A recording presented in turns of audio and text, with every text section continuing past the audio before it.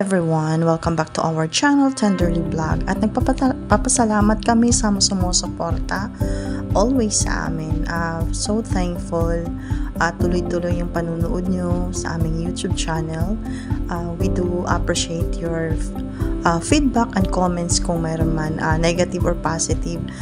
Syempre makakatulong din yan to enhance our next videos. And also sa Facebook mayroon din tayo as Tenderly Vlog at may konti-konti tayong nanonood din. Thank you pa din kasi kahit paano na-improve, parang tuloy-tuloy na yung ating mga audience. Yun naman ang purpose natin. Hindi man pa ganun ka yung video natin, but I'm working for that. I'm working to work it on at the same time to enhance my capability on how to have editing. Hindi naman masyado tayo professional. Ang gusto ko lang is makakuha din ng magandang video para yung manunood is medyo hindi naman masyadong disappointed sa oras na ginugugol nyo. Pero salamat pa rin sa panunood at yung inyong binibigay sa amin. At yun na nga, for our luto-luto for today is barbecue. So, yan, naghiwa-hiwa na tayo. Sorry guys, hindi ko mapakita yung paghiwa, pero ikikwento ko na lang paano natin gagawin. So, actually, adobo yung original niyan, tapos naisip ko mag-barbecue. Ang ginawa ko is yung pinahiwa ko na kasi yan sa palengke na pang adobo. So, kinat ko na lang siya into maninipis. Tapos, nakikita nyo kasi minsan, pag sa grocery, makakapili kayo ng wala ng balat. So, madali na siya itusok sa stick yung nabibili din sa grocery or palengke. Prefer ko yung stick na malinis na siya, nakahoy, kaysa sa yung kawayan kasi medyo mahirap minsan masusugatan kapag nagtutusok ka na. So palalambutin lang natin yan, imamarinate natin. Kung mayroon pa siyang balat, ang ginagawa ko para hindi mahirap siya itusok, yung gitna ng balat, hinihiwaan ko na siya para pag tinusok ko na siya, diretso na siya, hindi siya mahirap hiwain. So yun ang idea na gusto ko i-share sa inyo. At yun, ito na naman tayo si tansya-tansya. So gagawin natin dyan yung mamaya yung pag-marinate.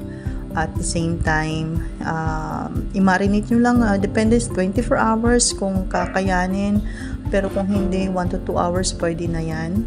So, yan, balik muna tayo sa kwento kasi medyo mahaba itong paghihiwat. Talagang sinadya ko to kahit paano may kwento tayo.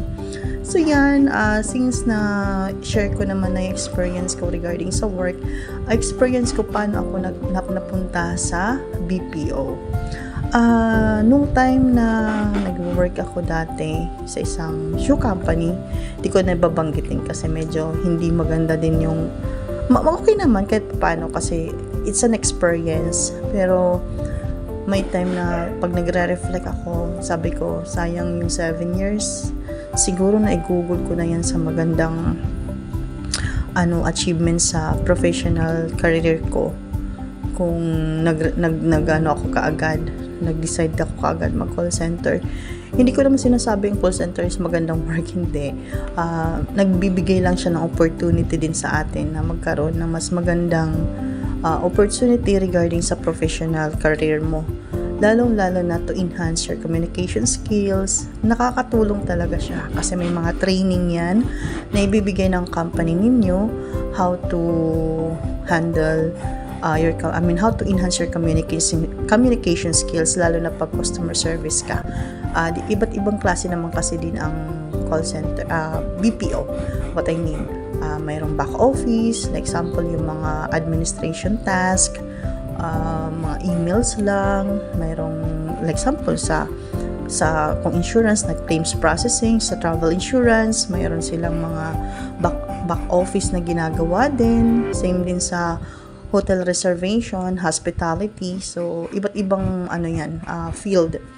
So, in response naman dyan, depende sa skills, depende sa capability mo, kung saan ka ma-assign. Technical, then department, like example, communication, mga telecommunication. So, iba't ibang klase talaga yung nasa customer service.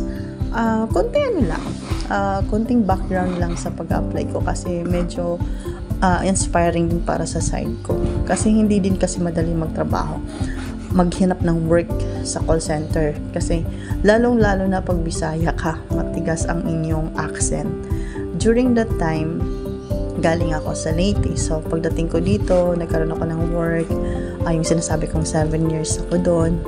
Hindi ko na masyado babangkitin yung company. So, 7 years ako doon. Ano lang ako through agency, hindi siya direct hire. So, pinagtyagaan ko yun kasi hindi naman ako ganun ka, dahil regarding sa office, lalo na sa computer nung mapanahon na yun, hindi pa ako masyadong may alam what I mean. At then, nag-decide na ako. Sabi ko, parang gusto ko na ng ibang field. Gusto ko na ng ibang environment sa work. Nag-decide ako na mag-call center. Hindi ako kagad natanggap kasi ang hirap nga. Hindi naman basta-basta ka makakapasok dyan. Kailangan mo ng communication skills. Kailangan yung English mo. Hindi man sobrang galing. Kahit paano maitatawid mo yung English mo. Nag-try ako, nakailang bagsak, nakaikang lagap, tapos sabi ko, alam ko naman mag-English, bakit hindi ako nakakapasa? So, dapat pala, may karoon kang, pag in-interview ka, dapat may self-confidence ka. Sabi pa nga, yung pagiging mayabang mo, ilabas mo sa interview. Totoo yun, kasi hindi ka naman kilala ng employer. So, paano ka makikitaan ng talento kung hindi ka magyayabang sa sarili mo? So, iaangat mo doon. So, pagiging mayabang mo, gamitin natin sa magandang paraan. Hindi lang yung pagiging mayabang na yabang-yabang lang. Iba naman yon. So, iyon, you have to enhance your communication skills. Ang ginawa ko, kasi hindi ako mahilig naman magbasa. Mahilig ako manood ng mga clips. Hindi naman totally ako mahilig na talagang babad na manood. Hindi. Gusto ko lang mga short films. Gusto ko lang yung isaktong knowledge lang na nababasa ko, yun. Pero since interesado ako, nag-enroll ako noon. Pero hindi pa rin siya nakatulong yung sa communication skills. Pero kahit pa paano, nagkikitaan ko na yung background kung ano magiging future. Kumbaga nakikita-kita muna. Hindi naman kaagad-agad, hindi ko kaagad-agad nakuha yun. Nakapag-work pa ako ng 3 years sa isang company din. Medyo okay naman din yan. Mas gumanda na din yung professional career ko ng time na yun. 3 years na yun sa Lucky Money. So, yun. After nun, maganda siya, maganda. Sobrang okay naman ako doon. Pero sabi ko, hindi pa rin to. Kailangan ko pa ng mas maganda-gandang, yung challenging. Gusto ko na-challenge ako. So, yun. Ang ginawa ko lang is nanood sa YouTube. Nakakatulong talaga siya. How to answer questions regarding sa interview. Anong positive na interaction na pwede mong isagot na makukuha ka. So, makakatulong yan. Manood lang kayo sa YouTube how to, yung common questions na binibigay ng mga call center. Ang tawag doon yung mga sa HR nila, yung nag-hire. So, yun. Ayun, naitawid ko kasi siguro nung time na yun yung Amazon sobrang kailangan talaga nila, Concentrix pa, no? Yun, ang una kong work. Naitawid ko naman siya, pero nahirapan ako sa schedule. Tapos, syempre, una pa lang, lagi akong lagapak. Laging namumula yung matrix ko. Kasi, syempre, sa una pa lang, hirap na hirap ko akong intindihin yung English. Lalo na pag Black Americans, medyo mahirap sila kausapin. Pero, sige lang, laban lang. Tapos, nag-decide ako, hindi ko kasi talaga kinaya yung schedule kasi paiba-iba yung schedule nila. May time madaling araw, may time mag-uumaga ka na, parang hindi ko kinaya. Mga every week nag-change na schedule. So, nag-decide ako mag-resign. Tapos, oh my God, may anak akong 2, tapos yung ex ko noon nasa ibang siya na lang yung kumakain, hindi basta makakasustain sa namin. Sabi ko, kailangan kong makahanap ng work. So, labas lang ako ng labas kahit yung pera ko sakto-sakto lang, kahit wala akong kainin sa tanghali. Natatawa lang ako kasi yung mga magko-call center, hopping kayo, maghahanap ka ng work.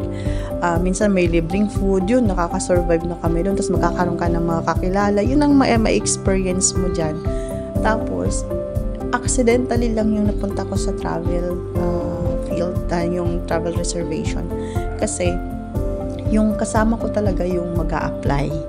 Tapos ako, wala akong interest kasi mayroon akong pupuntahan. Doon yung sa show, may pupuntahan ako. Pero sabi ko, sabay kami. Samahan ko muna siya. Tapos ako naman after. Tapos, yung habang naglalakad kami, may nag-alok sa amin, ma'am, meron dito mo, ganyan, pwede kayo mag-apply. Ako nauuhaw na ako, wala akong pambili ng water. So, nag-decide akong, sige, pag pumasok kami dyan, yung kasama ko, interesado na siya. Pag pumasok kami dyan, paiinumin mo ako. Sabi niya, yes naman po, ma'am, tubig lang. Tubig lang naman pala. Sabi ko, sige. Tapos, trinay na namin. Tapos, doon na, yung kasama ko hindi nakuha. Ako yung nakuha. Nagtuloy-tuloy na yun. Sa Taguig pa yun. Tuloy-tuloy na nakuha ako. Di ko makalimutan yung question sa akin na regarding yung sa travel. Paano kung may bomba sa airport? Anong gagawin mo? Siyempre, hindi ako magpapanik if ever daw makakuha ko ng call na gano'n. Siyempre ako magpapanik. I have to ask sa caller kung saang location, saan banda. So, dapat i-ano ko kung saan banda. Tapos, yun, i-report ko na sa namin, supervisor. Ayun, umokay naman na din doon. At yun na nga at nakuha natin yun. The rest is history na. Yun. Tapos yun, sunod-sunod na. Iba-iba na din na experience ko. Tuloy-tuloy na. At hanggang ngayon, dito pa rin tayo. I'm just working also. Hindi ko pa siya ngayon may kikwento. Pero pag natapos na siguro, may kikwento ko yan sa inyo. Kasi hindi ko pa rin siya ginagawa. Pero in 1 year lang naman siya. Enhance my professional, tawag nito, background, yung education mo. So, pag na-enhance ko na yon, sana makapag-step up tayo sa current work natin. At syempre, ini-enhance ko din pa yung processing sa ngayon kasi hindi naman ganun-ganun lang din ang dapat na may experience ka to level up. I'm working for that also din naman. Pero syempre, hinay-hinay lang tayo kasi iniisip ko din yung health ko. May opportunity na tayo pero iniisip ko kasi yung health ko, kaya ko ba yung stress kasi hindi din madali. Paunti-unti lang, ma-absorb din naman natin yan. Aside from working your capabilities, syempre yung professional background mo, yung educational background mo, so dapat handa ka din doon. Hindi naman ako nagmamadali, unti-unti lang. Syempre may mga iba't ibang pa tayo. So yun, natapos na pala yung pagluluto natin dun. Sorry guys, hindi ko na pakita sa inyo yung pag-marinate ko. Ang pag-marinate ko dun is nilagyan ko lang ng suka, toyo, bawang. Depende na yun sa dami ng karne din na ilalagay nyo. Tsaka asin. Kung may seasoning gusto nyo, pwede din. Lagyan nyo din siya ng konting sugar para din medyo mas malinamnam yung lasa ng barbecue kasi yun talaga yung nagpapasarap dyan. May konting sugar siya kasi manamis-namis tapos may asim-asim. Ayun, at yun, kasama ko pala dyan si Tin kumain. Nagkukwentuhan lang kami, nagmamarites kami dyan. So, ayan, at sabi ko sa kanya, huy, sumama ka dito sa vlog at nang makita ka naman, hindi ka pa nakapag-video, kaya sasama kita dito. So, ayan, sinama ko siya dyan, nakaupo lang siya, kaming dalawa. At nagluto pala siya dyan ng spaghetti. At yan ang pinang-partner namin sa barbecue, spaghetti. Yun lang, at konting kwento, konting marites sa mga araw na nanganap. Then, ayun, at ako VL ako, kaya medyo late upload tayo kasi nag-adjust naman ako ng oras ko since panggabi tayo, kaya ngayon tayo nakapag voice over sa ating video. Ayun lang guys, konting kwento tayo at saka yung luto natin na barbecue. Again, yung sa ingredients, ayun, pork, depende sa inyo, kung chicken, pwede din naman, beef, pwede din naman, i-marinate lang para at least lumambot siya pag tinusok mo, hindi ka na mahirapan. At toyo, suka, paminta, konting seasoning, bitchin, magic sarap, kung ano pa man ang pwede na ihalo. Tansyahin nyo lang para hindi masyadong maalat. Tapos konting salt. And then, lagyan nyo ng sugar. yun, i-marinate yun na. Tapos kung may barbecue sauce kayo, pwede din. At least may ma-enhance yung lasa ng barbecue nyo. Tapos habang iniihaw nyo siya, pahiran nyo lang ng pahiran kasi yun ang din ang nagpapadagdag ng lasa sa barbecue. Yun ang sekreto habang nag-barbecue ka, maya't maya papahiran mo siya. At yun, in-enjoy na namin dyan kasi yun nga, nagluto si Ting ng spaghetti. Tubig lang tayo guys. Gusto ko sana ng soft drinks pero naisip ko madami na to, madami ng mga bawal na kinakain, kaya ingat konti, lalo na't may mga maintenance na tayo na iniinom. Ayun, yun, kumusta kayo? Kumusta kayo? Sana nasa mabuti kayong kalagayan at lalong-lalo na sa mga hindi maganda yung panahon ngayon at sana safe kayo at kung hindi man medyo okay ngayon ang buhay, tuloy lang at hindi naman yan permanente, laban lang tayo, magsumikap lang at ilaan lang natin yung focus lang tayo kung anong maikakabuti sa atin. Diskarte din, number 1, diskarte kung paano tayo mabubuhay. Iba't iba ang ating field sa larangan ng pagtatrabaho, pero kung mayroon kang tiyaga at may aim ka, may goal ka, mararating mo din yung gusto mo. Kasi yung iba nga, diba yung nagta-tricycle driver lang, kung depende din siguro sa paano tayo mag-budget. Medyo ako aminado ako dyan, hindi ako magaling dyan sa ganyan. Pero ang importante, nabuhay ko yung dalawa kong anak at nakapagpatapos din na kami. Yun, tulungan din naman kami sa aking partner, yung aking asawa dati. So far, okay naman. Okay naman siya. Hindi lang naging okay sa amin dalawa. Pero sa anak namin, suportado namin talaga yun. Doon lang kami medyo okay. Kailangan talaga namin gawin yun kasi mahal namin yung dalawa na yun. At yun, graduate na sila. Yung isa nag-decide na nasa lang siya, sa Movie 8 ngayon, pero sana maging mas maganda pa yung future niya, although graduate siya ng Bachelor of English, pero ayaw niya AB English pala what I mean.